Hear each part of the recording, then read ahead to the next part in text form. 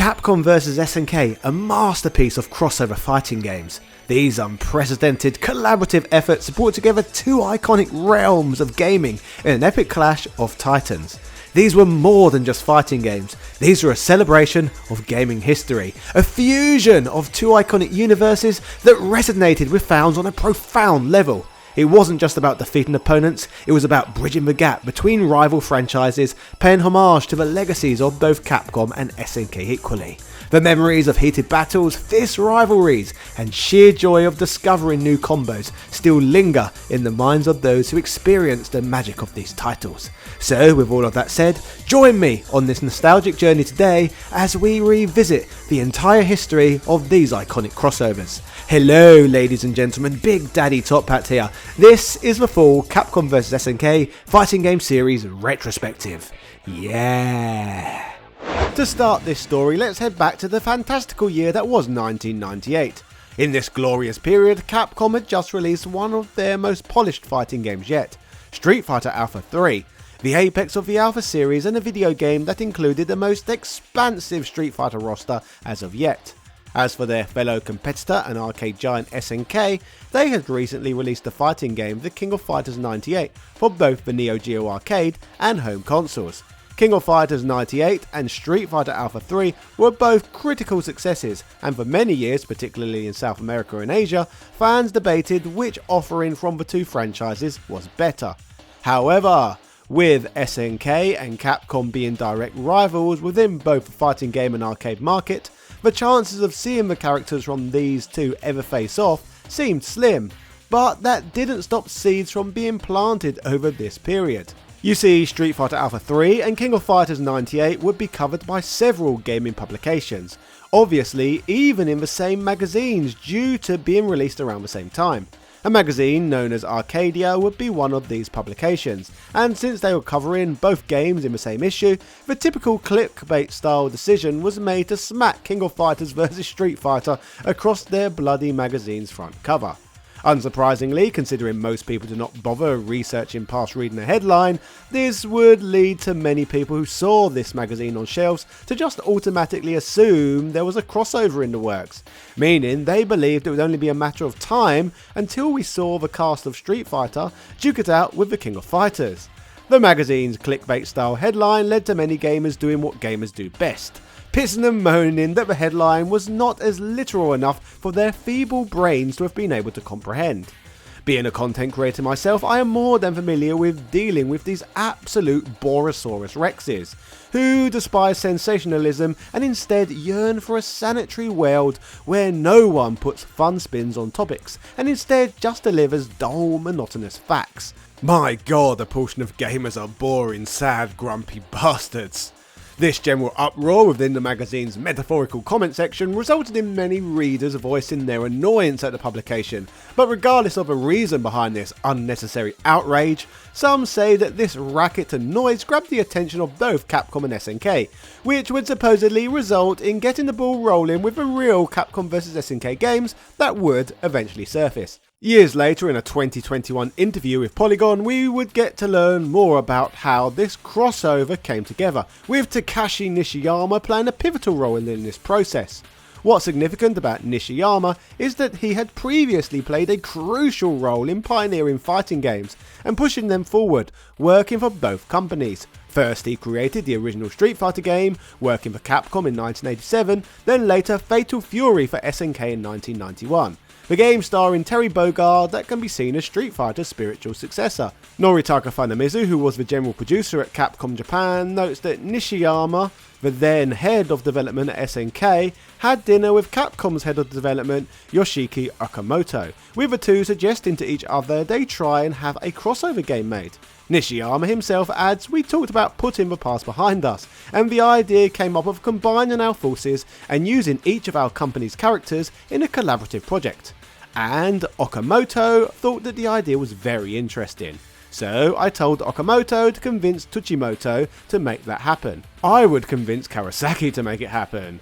Toyohisa Tanabe, a pixel art supervisor at SNK at the time, adds, "At the time, it's not as if SNK and Capcom never talked to each other or anything, but I had the impression that there was some bad blood between the two.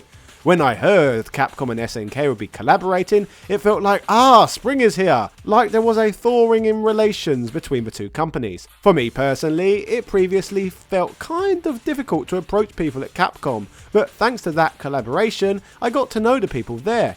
Our relationships improved and we would go out drinking together and stuff. We used to do these Capcom Vs SNK drinking parties together.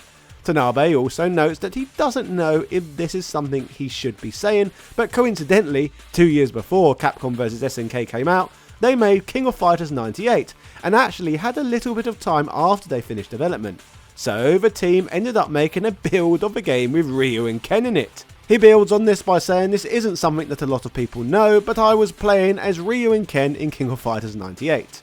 We did this on the development hardware, so of course it was never on a physical cartridge. The two companies initially signed an agreement so that Capcom could make a Capcom vs SNK fighting game, and SNK could make a crossover car game to help push for SNK's new handheld, the Neo Geo Pocket. The deal struck would entail that the distributing company would gain all of the profits from the game they had published, and not the company that licensed the characters for use, basically meaning that Capcom would take all of the money from the game they made, and SNK would receive the whole pot from the game they made. While there would end up being a plethora of crossover games between the two companies, let's focus on the first of these made by Capcom. Capcom vs SNK Millennium Fight 2000 would first arrive in arcades in Japan on the 13th of August in the year 2000. Like Marvel vs Capcom 2 released the same year, the game would run on the powerful Sega Naomi hardware, the arcade board that shared many of the same components as the Sega Dreamcast. Once again, like with Marvel vs Capcom, the hardware similarities between the Naomi and Sega home console would make porting the game over to the Dreamcast extremely easy, resulting in the game arriving in homes just 1 month later. Speaking of this historic game, we may as well check out its epic introductory sequence that was designed to instantly deliver hype. So let's have a quick look.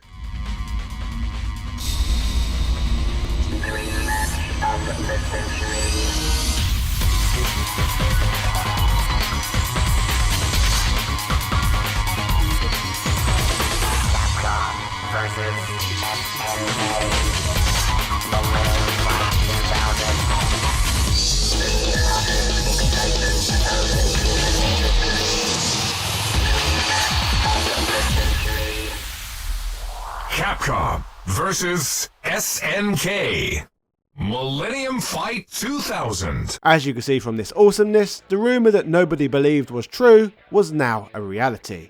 Going far to celebrate both companies' legacies, the opening scene even showcases screenshots from several old Street Fighter and King of Fighters games.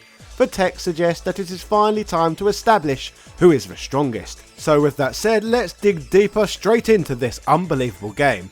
Rather than arriving instantly at a player select screen when starting the game, you're instead asked to select a groove with two choices, either Capcom or SNK. The two grooves are essentially two different gameplay systems, which we shall discuss more about shortly. From there, you then reach the character select screen where you pick fighters, followed by a choice between playing at either a normal or turbo play speed. Now, more excitingly, let's talk about the game's roster. The game features a tantalising 33 different playable characters, with 28 of these being available from the beginning, and the others featuring as unlockables. As expected, the game presents an even split of both characters from the Capcom universe with those from the SNK universe. Interestingly, and perhaps even disappointingly aesthetically, the roster is not as diverse as, say, Marvel vs Capcom 2, and as a result there are far fewer cutesy and zany characters present. No Mega Man, Roll or Amigos here, but I guess this does at least set a more serious tone. Speaking of the roster, it is worth noting that regarding Capcom's offerings, nearly every fighter is just from the Street Fighter franchise. Morrigan is the only exception to this, with her featuring as the lone non-Street Fighter Capcom character. On the SNK side of things, the roster would mix characters up from King of Fighters, Fatal Fury, The Art of Fighting, and even Samurai Showdown, leading to a little more diversity in terms of the franchises representing SNK, with most of the characters looking like they mean serious business. Compared to Marvel vs Capcom, this game was no laughing matter. I guess Capcom's face-off with comic book superheroes and villains was just a rough and tumble, but against fellow fighting game characters from another company, this was war. Regarding the game's fighting mechanics, let us start by talking about the two grooves we mentioned earlier. The The Capcom Groove is a gameplay system taken straight from the Street Fighter Alpha series, which basically consists of filling the 3-level combo gauge to perform more powerful special moves. The SNK Groove, on the other hand, consists of manually charging up the meter by holding down those heavy attack buttons to perform super moves. In addition to this, the SNK Groove also features something known as Desperation Mode, which gives a fighter an advantage when their life is nearly depleted. In terms of the gameplay mechanics, this title introduces more than just a groove system though. The game also entails what's known as the ratio system, resulting in every character being split into 4 groups. The 4 groups are all based on strength, with ratio 1 characters being the weakest, with ratio 4 characters being at the top of the food chain. This means that when commencing a match or an entire playthrough, you must select a team, but the combined team's ratio must equal no higher than 4. For example, you could pick a team of multiple ratio 1 characters or pick one character from ratio 4, the choice is yours. In terms of how the characters will split into these 4 groups, ratio 2 appears to be more popular characters than that of those ratio 1, ratio 3 appears to be characters who were bosses in previous games, and ratio 4 seems to be more powerful hidden fighters such as Akuma and Evil Ryu for example. To state the obvious, fights are won in this game when all the fighters on an opposing team have been knocked out. As expected, the sizes of the teams vary depending on which ratio group fighters have been chosen from. The ratio system, although innovative, sadly does lead to a few drawbacks though. For example, the combinations of fighters available. The different teams you can form are limited and restrictive, as the ratio can never add up to more than 4, so the vast variations in teams available to use in, say, Marvel vs Capcom 2 is unfortunately absent here. The other drawback is a character is only as powerful as that of the person that happens to be controlling them, so calling the ratio 4 characters the most powerful is subjective. Really, in most cases you probably have a better chance of winning most fights with 4 ratio 1 characters, rather than just 1 ratio 4, as although the ratio 1 characters deal less damage with regular attacks, their specials and combo abilities can be very effective. Hence, strength in numbers often seems to be the winning formula here. However, these issues can be somewhat rectified later in the game when you unlock the ability to edit character ratios in versus mode, opening up a lot more choices and the ability to create more tailored teams. In terms of the game's visuals, personally I think they look pretty fantastic. The matches take place in glorious 2D, with most of the Capcom fighters appearing to have been plucked from the Street Fighter Alpha series, with the SNK ones all being drawn in Capcom style from scratch. A strong case could be made that the SNK lineup of characters, redrawn in the Street Fighter art style, arguably makes them look even better than ever before. The stage backdrops look absolutely incredible. They are more detailed than any found in the earlier Marvel vs games, and have certainly aged a lot better than the 3D backgrounds found in Marvel vs Capcom 2. The stages in this one are bright and vivid and offer a lot of movement. In terms of play modes, with the Dreamcast version of the game, it offers an arcade versus practice and team attack mode, as well as a secret mode where you can spend your points accumulated throughout the game on alternative costumes and stages, automatically giving the game additional single player replay value over many older fighting games. So as you can see, Capcom vs SNK is a very different beast from the Marvel vs Capcom series, and features many gameplay elements that wildly differ from other games within this series. With that said, I guess it is time to go back and look at how this game was received by journalists of the period. They absolutely loved Marvel vs Capcom 2 earlier that year, but what did they think of the first Capcom vs SNK game on a home console? Let's find out. GameSpot would review the game favourably, summarising that, issues of balance aside, Capcom have produced a great game.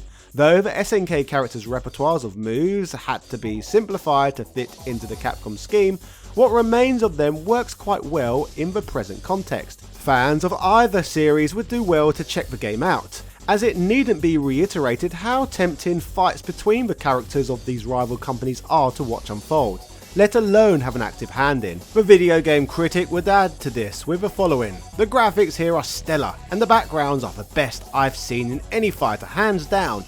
Many of the stages have interesting intro sequences as well, and the excellent music is also worth noting. Gaming Target would pile the praise on by stating, if there was only one fighting game to get for the rest of the year, surely this is it. It may have its share of slight problems, but the stupendous gameplay is just too good to pass up.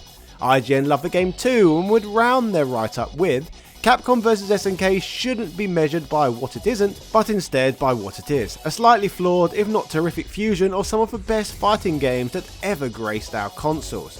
Capcom vs SNK stands tall as one of the single greatest Dreamcast games ever released. So, there you have it, ladies and gentlemen. The game was popular with critics despite the game's minor flaws. When it comes to Capcom though, you know just one single iteration of a game is never enough. So as a result, Capcom vs SNK will be back in the following year with a new iteration of the same game. This update would be known as Capcom vs SNK Pro. So let's look at what this version was all about. The game introduced two new characters, Joe Higashi from Fatal Fury and Dan Hibiki from the Street Fighter Alpha series.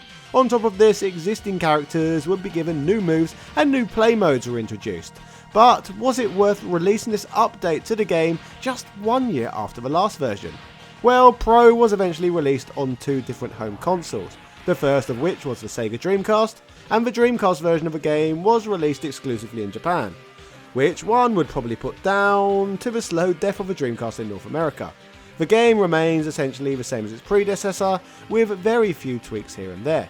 GameSpot would cover this Japanese exclusive, praising the game for many of the same reasons they did the previous year. However, they would also state that if you already have a first game and have played it long enough to unlock many of its secrets, you'll find that picking up an import copy of Millennium Fight Pro amounts to nothing more than paying full price with two characters, and that just isn't worth it. Going away from the Dreamcast, the existence of Capcom vs SNK Pro would lead to the game being released on the Sony PlayStation. But let us keep in mind that Capcom vs SNK was designed to run on the Sega Naomi, so how well could the much weaker Sony PlayStation do when it came to handling the game? Especially when the system had never been good when running 2D sprite-based titles anyway. Well, Capcom vs SNK Pro is decent for a PlayStation title, but it pales in comparison to its Dreamcast counterpart. The colour palette looks washed out and the sprites look less vibrant. Cuts were also made to both the character and background animations, making movement less fluid. Still, apart from those differences, the game is not as hindered as the Marvel vs Capcom series on the platform. IGN would cover the PlayStation version of the game, stating, "There hasn't been a PS1 fighter this good since Alpha 3. Dreamcast vets, however, may want to stay away, as there's nothing here to entice those folks to go downgrade. Even still, Capcom vs SNK is a great slugger and deserves our wholehearted recommendation for new and uninitiated alike." GameSpot, on the other hand, would be a little less favourable with their version, stating, "Capcom vs SNK Pro for the PlayStation is about as good a port as it could be, all things considered. However, there are a lot of things to consider. The game is on the aged PlayStation hardware, has some pretty substantial load times, doesn't play very well with the standard DualShock controller, and thanks to its lower graphical resolution, it tends to have less detailed backgrounds and ugly special effects. It's also a port of a game that came out 2 years ago." So that about rounds off all of the different versions of Capcom vs SNK Millennium Fight 2000.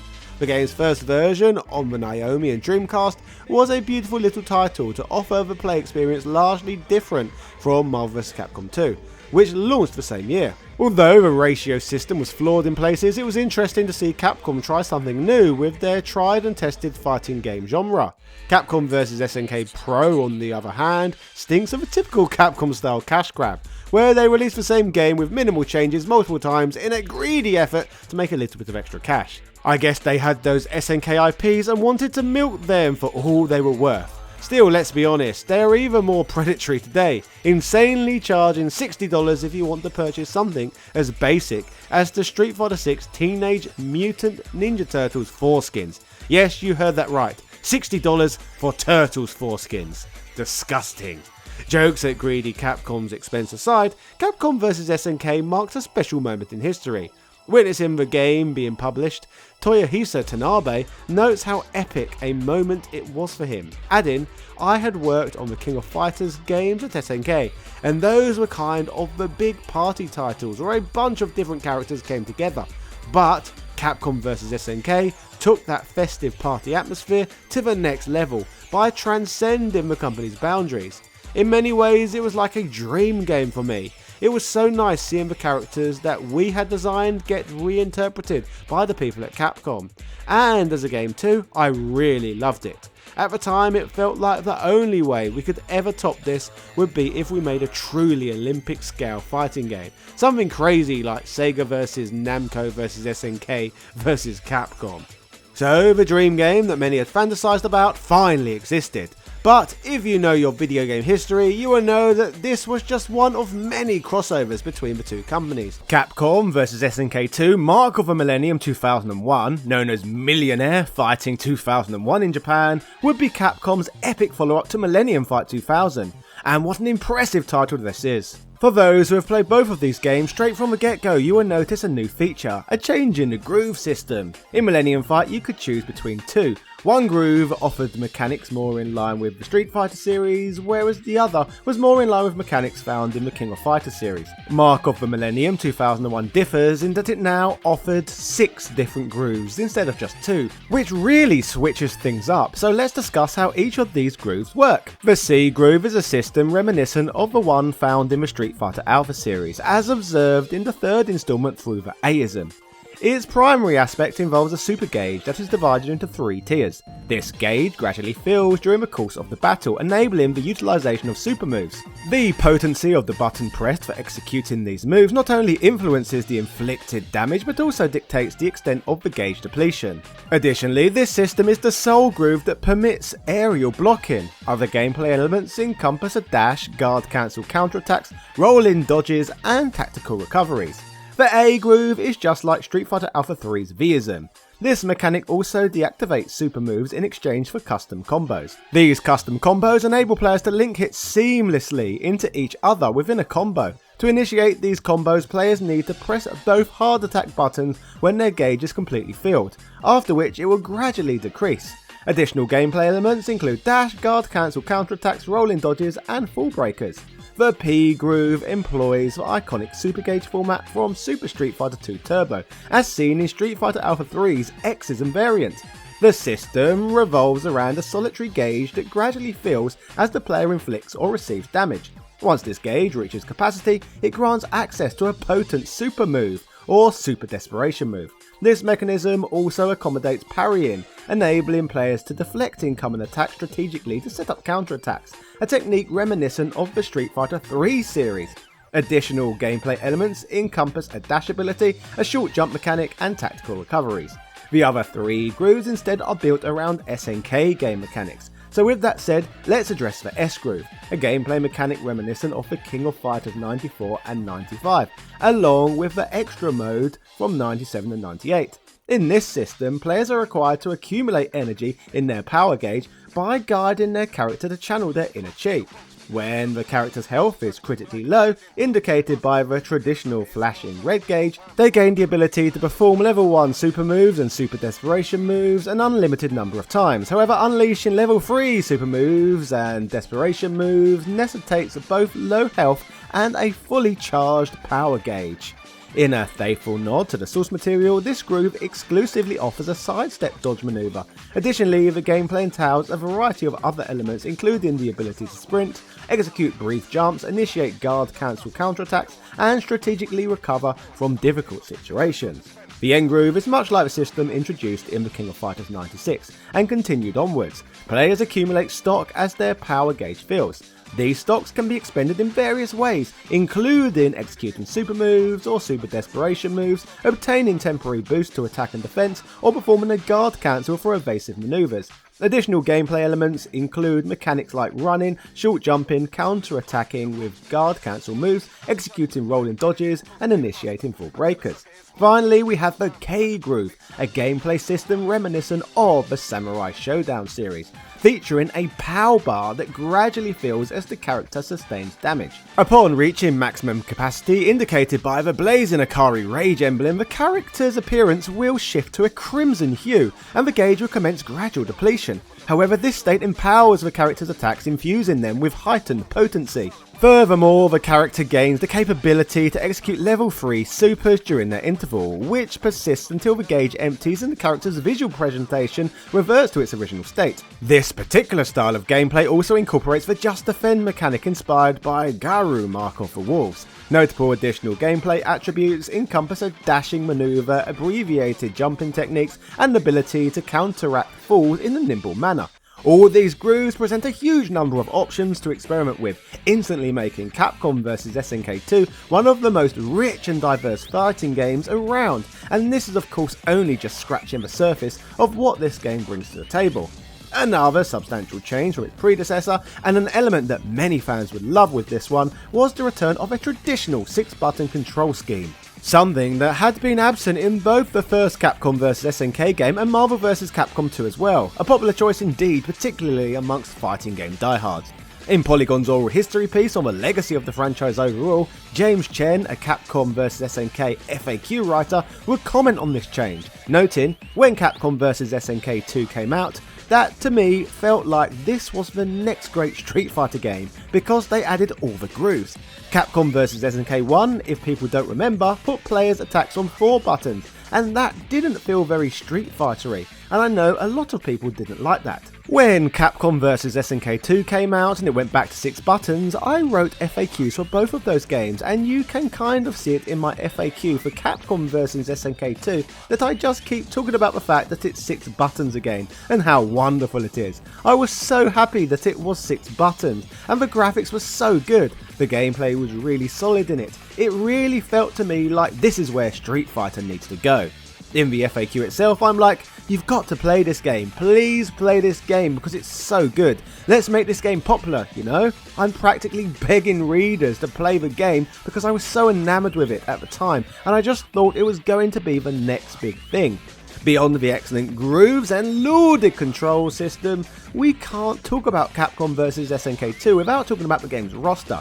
The character select screen offers up a huge selection of 48 fighters to choose from, which was way more than the game that came before it. The game once again utilises the power of the Sega Naomi arcade board, with the meat and potatoes of this game expectedly consisting of the player selecting a team of fighters from various Capcom and SNK games. They must fight each other's teams, winning battles by defeating all the opponents from the opposing team. Some elements included in the previous game make a return, but many are tweaked, including the ratio system. The first game allowed you to build a team based on certain characters' in-game power levels, which could total up to no more than 4. For example, you could build a team of 4 level 1 characters, have a team of 2 level 2 characters, or fight with 1 level 4 character. You were all good as long as the number added up to 4. Regarding the ratios in the game's sequel, teams this time can consist of no more than a maximum of 3 fighters, which I guess makes a lot of sense, as the previous game gave a player an advantage who selected 4 level 1 characters over other combination teams. The old ratio concept in the previous game was a nice idea in theory, but it didn't deliver the most balanced experience. As mentioned earlier, this game contains 48 different fighters, which is a marked improvement over the number included in the previous game. The awesome decision would be made for this game to include fighters from a much broader range of different fighting games than what was offered up prior. As on the Capcom side of things, before for example we only had Street Fighter 2 characters and Morrigan. On the Capcom side of things this time, the roster would include for example Kyosuke from the Rival Schools franchise and Relento from Final Fight. However, to be fair, Relento did also appear within the Alpha series. Final Fight waifu Maki would also make her way over, and Eagle from the first ever Street Fighter game. Yun from Street Fighter 3 would also be the sole representative from the Street Fighter 3 games, which tells you all you need to know about what Capcom thought of that installment in the series at the time.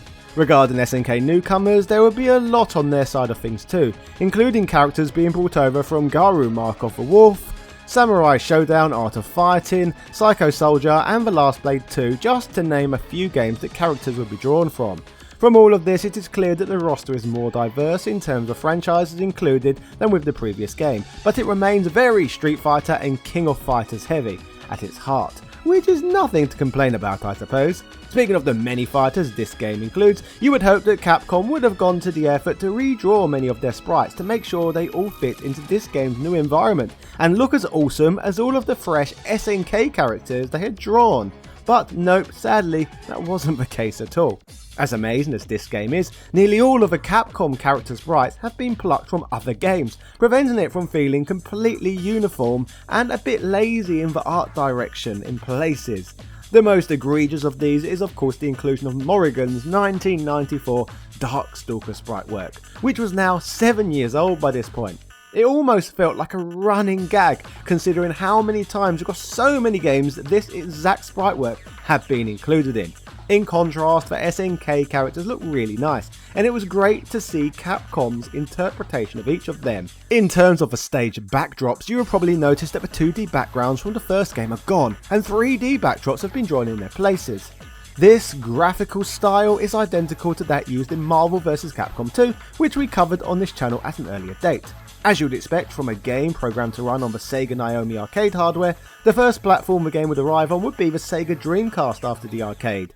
GameSpot would cover the launch of this game in October of 2001, which would only see a release in Japan on this platform due to Sega of America cutting off support to the system in the West by that point. With regards to GameSpot's take on the first console porting of this title, they gave their thoughts, stating they believe the changes in the game will have a more significant impact depending on how serious you are about your 2D fighters. The new additions make the game technically superior to the first, but not necessarily better enough to merit purchase if you already have the first one. GameSpot would go on to criticise the game's 6-button controls, stating they were not suitable for a Dreamcast pad, whilst praising the game's groove system, allowing the player a lot of customisable options. Another aspect they would praise would be a feature they would debut in the console version of this game, which is an unlockable ability to create your own groove, offering even more customization than before. GameSpot, like myself, would criticise the reuse of many very old sprites in the game, stating, Capcom Vs SNK 2 looks about the same as last year's game. It's been said before, but some of these characters look simply archaic by now. One-Eyed Sagat hasn't changed since Street Fighter Alpha from 1995, and Morrigan the Succubus from Darkstalkers series dates back even earlier. The game's biggest graphical problem is still that the art style throughout is so inconsistent from character to character. GameSpot would rave about the stage backdrops though, with praise such as the characters all seem to blend in well with the game's attractive new fully 3D backgrounds, which are filled with some really obscure references to some of Capcom's and SNK's older games. The write-up concluded with, fans of the first Capcom vs SNK game should be pleased with a sequel if they don't expect too much from it. Capcom vs SNK 2 offers just enough additions and changes to be justifiable as the next complete game in the series, though it doesn't take any major detours. It's cut from the same cloth as countless other Capcom fighting games, but it's got more features, more characters and more depth than a lot of them. Review sources appear to like this Dreamcast game too, with TotalGames.net for example calling it the most beautifully balanced, well-crafted 2D beat-em-up to grace God's fair earth. With the Dreamcast dead and mostly buried in the West, the game would launch worldwide in the living room when it was ported over to the Sony PlayStation 2, a platform which to this very day is still the most popular games console of all time. GameSpot would revisit this game on a different platform literally 1 month later, confirming that the PlayStation 2 version of this 2D fighting game is essentially identical to the Dreamcast version that was recently released in Japan. As a result, the PS2 review for this game by GameSpot is pretty similar to their Dreamcast article, although they did upgrade the review score from 7.8 to 8.1 for what appears to be on account for the fact that the PS2 at the time had less decent 2D fighters than that of the Dreamcast. IGN would praise it too, stating it is a very fine 2D fighter. The only disadvantage to its arrival on the PS2 is its inevitable difficulty caused by the PS2 controller. Past this point, the game would arrive on both the original Xbox and the Nintendo GameCube, meaning that the game had appeared across all 4 major consoles that generation. In fact, correct me if I'm wrong, but I believe this was the first Capcom fighting game to appear on a Nintendo console since Street Fighter Alpha 2 on the Super Nintendo, so it had been a while for the big N. The ports of these systems were tweaked from the PS2 and the Dreamcast versions, and as a result the game was released as Capcom vs SNK 2 EO, with the EO standing for Easy Operation. Easy Operation referred to a change in control mechanics that allowed the player to perform special attacks by simply moving the right analog stick in a certain direction. All the home console versions of the game include some bonus characters, such as Evil Ryu, Shin Akuma, and Ultimate Rugal for example. All of these characters are powered up versions of existing fighters within the arcade game. The GameCube version of the game contains a new groove known as the GCC groove, which has simplified controls for the GameCube's inferior controller that is in my opinion less suitable for fighting games, and yes, Smash Bros doesn't count. The Xbox version of the game would include online play for up to 2 players via the use of the Xbox Live service. As expected from a 2D game, which as you would gather would be fairly simple to run on the 4 consoles the game was ported to, the game is virtually identical across all 4 systems with only minor differences. Despite this, the GameCube version of the game would receive lower scores than other platforms due to the console's poor native controller, which was not designed paying any thought into how traditional fighting games would handle on the platform. In Polygon's oral history piece on Capcom Vs SNK, former Capcom community manager Seth Killian would comment on this amazing game, stating, "Capcom vs SNK 1 was not a bad game, but its slow, low-stakes style created a black hole where hype went to die. Capcom vs SNK 2 felt like a game that said yes to pretty much every dumb idea that designers suggested and yet somehow made it all work. It was simultaneously traditional and wild, a return to classic 2D Street Fighter style combat, but with a huge roster, the widest and wildest system mechanics in Capcom history, plus the chance to mix them all to taste. A return to the Capcom style 6-button controls added an essential dose of extra moves. The match flow got tightened up, limiting players to 3 characters per team, but the system mechanics went bananas, offering players a choice of 6 entirely different flavours for each of their favourite characters. Grooves didn't just swap super moves, they changed everything, from defensive options on down to core movement mechanics. Combine that amount of choice with 48 characters and you've got a huge space for players to experiment and explore. Personally, I don't think you could provide a better description than that explaining why this game is now so beloved. Capcom vs SNK 2 easily sits at the top of the pile as one of the greatest sprite-based fighting games ever, and it is no wonder really why so many are so fond of this one. But there would be yet another big fighting game that could be experienced on home consoles, which we are heavily spotlighting today. I am of course talking about SVC Chaos. But what may come as a shock to those who do not already know this story is that SVC Chaos was neither developed or published by Capcom or SNK, but instead another company known as Playmore. So what on earth was going on here then? Well, to bring you up to scratch, the late 90s and early 2000s was a very tough time for SNK.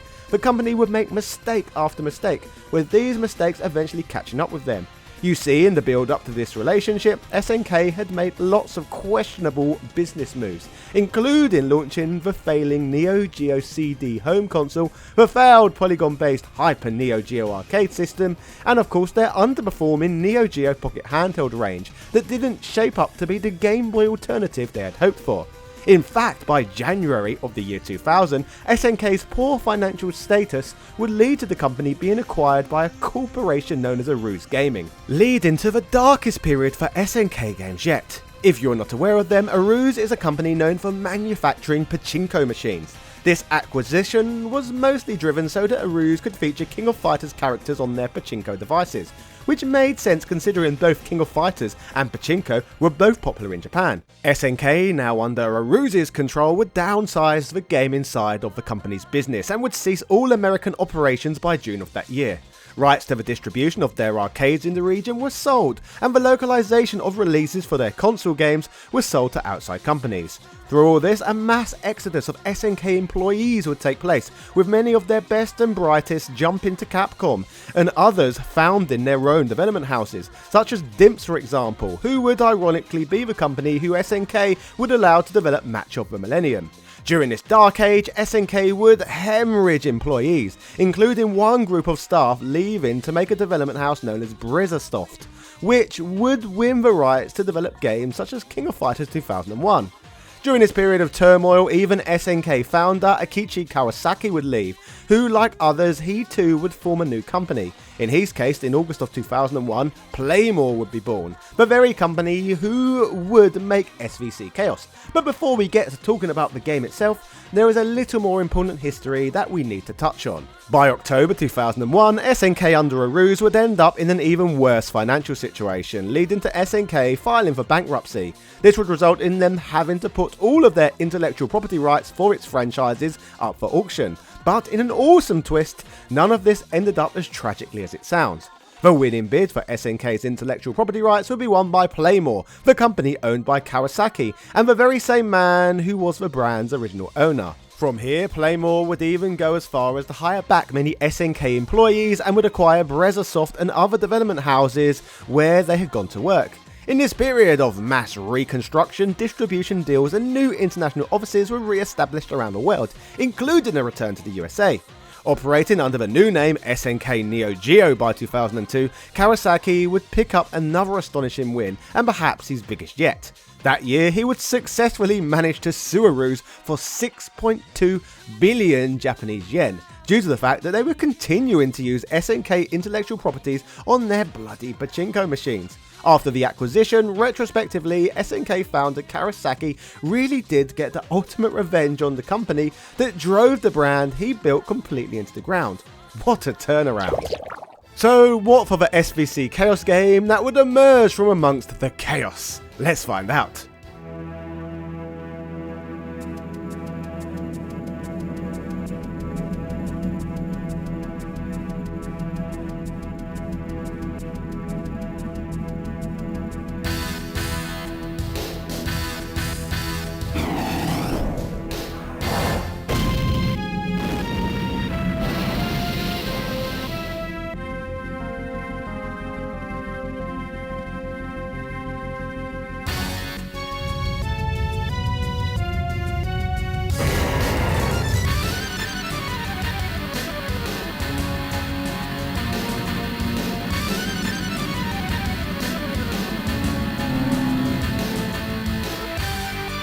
SVC Chaos, SNK Vs Capcom. A pretty hype intro if I do say so myself, showcasing Street Fighter and King of Fighters flagship boys facing off against one another. From the player select screen, the original arcade version of this game, it instantly opens up by offering the player a choice of 24 different fighters. However, when you include bosses and secret characters, the roster offers up a total of 36 different ones to choose from, which is nice. The game is both artistically and graphically very different from Capcom's offerings from 2 years earlier, with the entire game graphically being produced in the style of King of Fighters at the time rather than Street Fighter like with Capcom's efforts.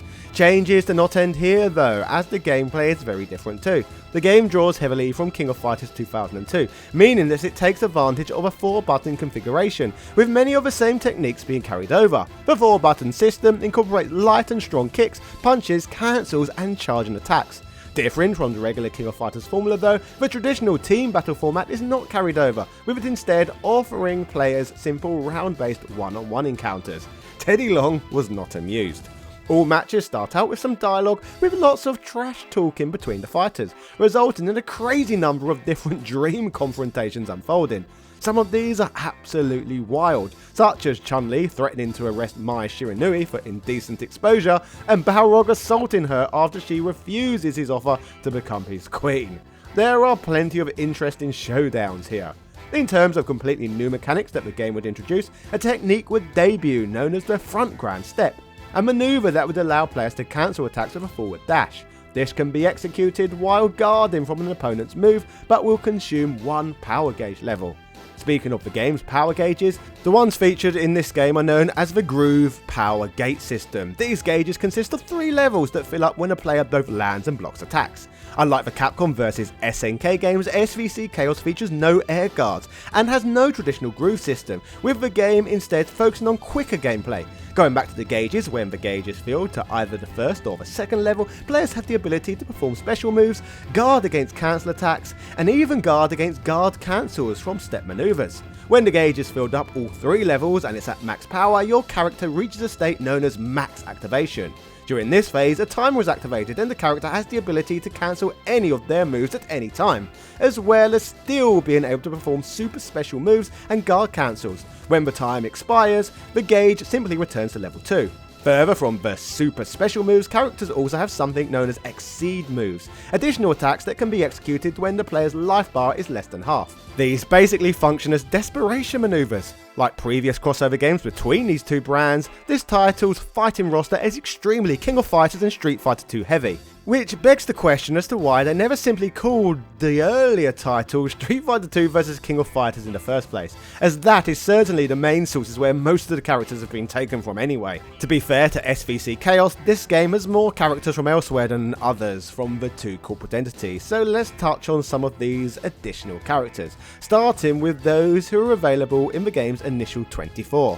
Regarding character selection on the SNK side of things, they present several characters from the Samurai Showdown series, including Earthquake from the first game, Genijuro from the second, the most quirky of all, Shiki from the failed Samurai Showdown 64 game for the Hyper Neo Geo arcade hardware. Now that's niche. Capcom would present 2 non-Street Fighter characters in their initial lineup, which would consist of Hugo from Final Fight, who does appear in Street Fighter 3 anyway to be fair, but more quirkily, Tessa, a sorcerologist from a more obscure Capcom fighting game known as Red Earth, a title we have looked at here in depth in the past. The 12 characters not up for initial selection from the game are all varieties of different boss characters that can be accessed to fight against in different ways, who we will now begin discussing. The game has 4 regular end-boss characters who one may encounter depending on who they play as on the Capcom side of things. These include Shin Akuma, a powered-up version of regular Akuma, and Violent Ken, who has more recently been included in Ultra Street Fighter 2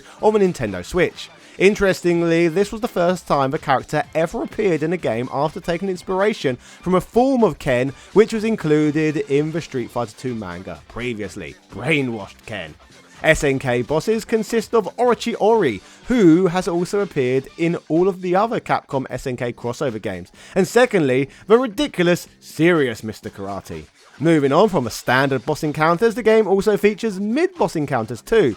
In order to face off with these mid-bosses, various requirements must be met, such as using an Exceed attack for example. Out of the mid-bosses, we have Geese Howard and Dan Hibiki returning to the game. Gonitz from King of Fighters 96 is also present here, but then we have some more refreshing characters too. These include Dimitri from the Darkstalkers series, which makes a change from simply getting Morrigan in everything, Mega Man Zero from the rather underrated Game Boy Advance series, and the freaking Mars people from Metal Slug 2. Talk about a quirky choice for a fighting game. Finally, the third type of boss are secret ones. These are once again accessible by reaching certain requirements and appear at the end of a playthrough like Akuma in Super Street Fighter 2 Turbo. There is one Capcom representative in this category and one from SNK. SNK brings to us Athena from the 1986 game Athena. Athena is significant and was popular in Japan at the time for being gaming's first ever bikini-clad heroine. So with her popularity in mind, she was a decent addition to this game's roster. Finally, Capcom brings to the table a secret boss in the form of the gargoyle known as Red Arima, who is featured in both the Ghosts and Goblins series and the game spin-off known as Gargoyle's Quest. These are very fun and surprising additions to the game. All of these characters are drawn using the King of Fighters art style and fight it out on a range of stages that suggest that the setting takes place in a post-apocalyptic Earth, with most stages appearing to be abandoned, decrepit and mostly devoid of life, all in all giving the game a unique aesthetic and feel that separates it from all of the other Capcom SNK crossover games. Whilst the game was released in the arcades in 2003, it was developed to run using an NVS arcade board, meaning that the game ran on tech that had debuted 13 years prior. So with this in mind, the game arguably does not look as good as Capcom's SNK crossover games, as they run on the much newer and more technically impressive Sega Naomi hardware, the counterpart to the Sega Dreamcast rather than the Neo Geo AES. Still, a counterpoint to all of this is that although the game looked dated on release, it has aged fantastically, as it features such a classic graphical style that is synonymous with SNK fighting. Also, with it obviously being an MVS game, this also meant that SNK could also release the game on their aging AES hardware, meaning that people who owned the AES could bring the exact arcade experience home on a cartridge. Very cool indeed. Thinking about it, it blows my mind slightly that new Neo Geo AES cartridges were still being made after the death of the Dreamcast, and into the era of the PS2 and Xbox. Talk about a cult system. Reviews for the MVS and AES version of this game from the time period are scarce, however I did manage to find one on GameTZ.com. They would comment that it took a little over a decade, but finally the two worlds of SNK and Capcom collide on the Neo Geo home console in the form of SNK Vs Capcom Chaos. This highly anticipated game takes fighters from both sides and pins them against each other in an all-out battle. Their graphics are a mixed bag, the fighters are all animated very well, and there are plenty of spectacular looking moves and effects. The music is pretty good, with various rock tunes playing in the back. I've heard better come out of my Neo Geo, but it's still pretty good. In the end, aside from a few problems, this is a fighting fan's dream come true. To be able to match Terry Bogard against Ryu or Iori against Ken Masters on a Neo Geo is like a little slice of heaven. If you've got the cash to spend, $200-ish, I'd recommend picking this game up. SNK Vs Capcom SVC Chaos would be the only fighting crossover game released by SNK or Playmore to be released on multiple platforms away from the company's own hardware. The game would also see release on both the Sony PlayStation 2 and Microsoft Xbox. However, the PlayStation 2 version of the game missed a North American release. I have read a number of sources online that Sony Computer Entertainment's American game approval policy would prevent the game being released on the hardware due to its basic two-dimensional graphics, whereas others say it was not approved simply due to 2D fighting games no longer being popular in the region. Regardless of this, a PS2 version of the game did make its way to Europe.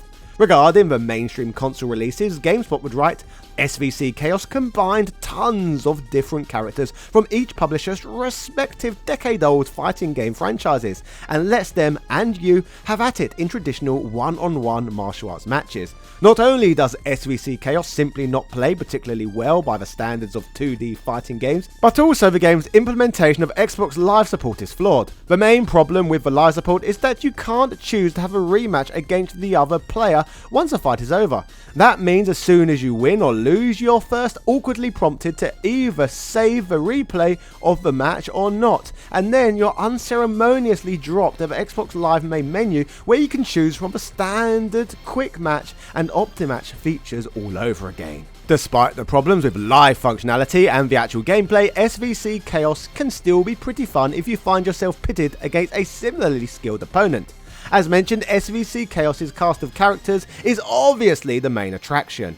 Instead of flimsy and ramshackle, SVC Chaos looks like a Neo Geo fighting game, and the venerable Neo Geo hardware is about 15 years old now, so don't expect to be dazzled by the visuals here. In fact, if you're a fan of SNK fighting games, then don't expect to see a ton of new graphics. It's a shame that one of SNK's first forays onto the Xbox and its first attempts at taking its fighting games online is with a game that's decidedly below par and yet still somehow promising. GameSpot would end up awarding the game 6.3 out of 10, which as you know is pretty low for a review score, but as you can see it was largely due to complaints about the graphical style, a feature of the game that in my mind at least has aged like a fine wine compared to a lot of content that can be found on the original Xbox. IGN2 would only give it 6 out of 10, stating, SVC Chaos SNK Vs Capcom is a decent fighter with a stripped down fighting system that some may prefer over fancier, more combo-studded variations. Stripped down pretty much describes this game well. In most respects the graphics and sound aren't terrible, but then again they are also very old school in both their design and their technical approach. The online functions are probably the aspect that will really grab your interest and keep you playing well after you've beaten the game a zillion times. SNK Vs Capcom holds up relatively well.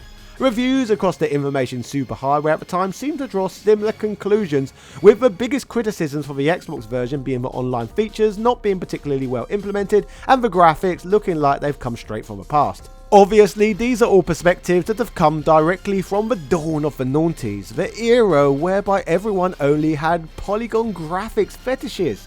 I like to think we are a little more cultured now. In my opinion, SVC Chaos stands out for being the only game ever to see release that lets you place the cast of Street Fighter 2 drawn in the King of Fighters art style being placed into the world of a King of Fighters playstyle. That in itself serves as a massive draw for me and an excellent reason for this game to exist and continue to be checked out. In those respects, the game is very unique, and it is also pretty novel that you can play using Street Fighter characters on the Neo Geo AES home system, a platform that some would argue to be the greatest home console for fighting games in the history of mankind. Looking at the game through a modern lens, the game's classical graphic style on display looks as beautiful as ever, and is far more appealing to look at than games that people were excited to look at the time, such as GTA 3 for example. SVC Chaos has aged about 10 times as gracefully, while Capcom Vs SNK for the arcade and Sega Dreamcast is likely the first dual brand fighter between these two companies. What most players would have first experienced, it was not the first that was released.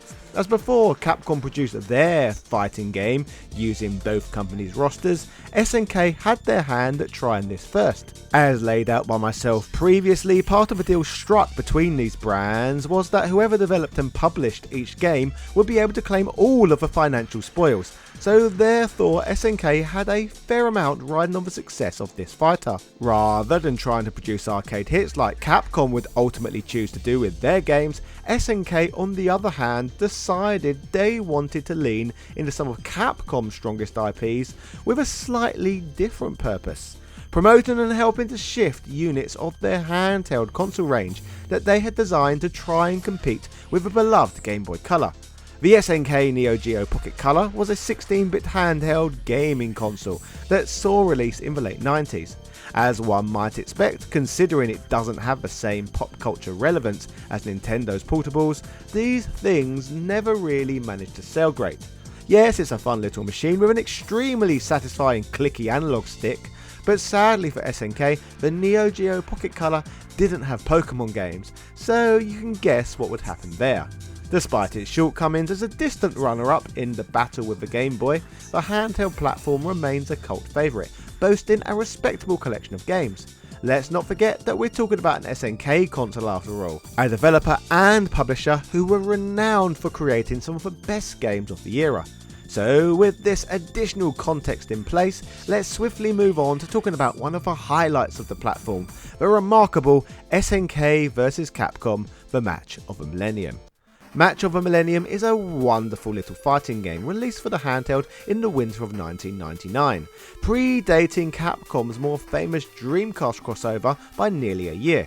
Reflecting back to such a period, handhelds were rarely championed for their fighting games at the time, but Match of the Millennium would help change that slightly. For a 90s portable title, the game features an impressive roster of characters, 26 in total, 8 of which are hidden and need to be unlocked.